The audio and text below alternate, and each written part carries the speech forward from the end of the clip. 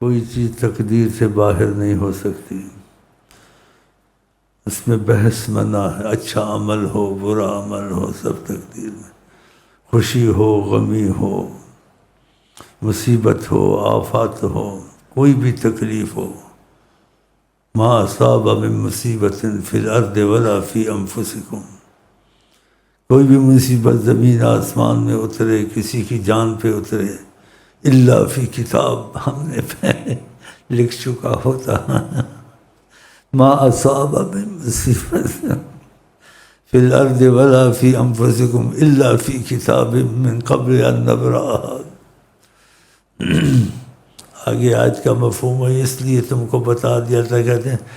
تم یہ نہ کہو ایسے ہوتا تو ایسے ہو جاتا، ایسے ہوتا تو ایسے نہ ہوتا، یہ ہونا ہی تھا، یہ ہونا تھا کہ تم کو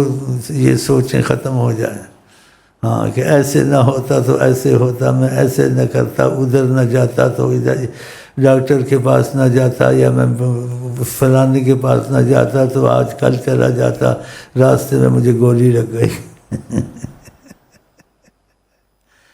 کہا اس لیے کہا کہ تم اس چیز کو نہ سوچو، اس لیے حدیث میں آتا ہے جو چیز نہ ہو پہلے سبب کرو اس کے دفاع کا، تکلیف ہو کچھ ہو، لیکن جب ہو جائے پھر یہ نہ کہو ایسے نہ ہوتا، ایسے ہوتا، ایسے اگر ہوتا تو پھر ایسے ہو جاتا۔ یہ ہونے کے بعد آقا جی نے کیا سکھایا صلی اللہ علیہ وسلم، قدر اللہ ما شاء فعل، جو خدا نے مقدر کیا تھا وہ ہو کے ہی رہا، جو خدا نے مقدر کیا تھا وہ ہو کے ہی رہا۔ اس لیے دعا کی بڑی اہمیت ہے، تقدیر کا مسئلہ سیدھا ہو جائے تو ہمارے مصیبتیں ختم ہو جائیں، اور وہ بتا بھی دیا طریقہ آقا جی نے، تو یہ دعاؤں سے تقدیر بدلتی ہے۔ اللہ دعا کو واپس نہیں کرتا۔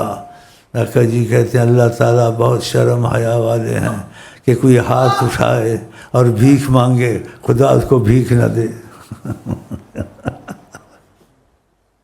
ضرور دیتا ہے، کچھ بھی ہو۔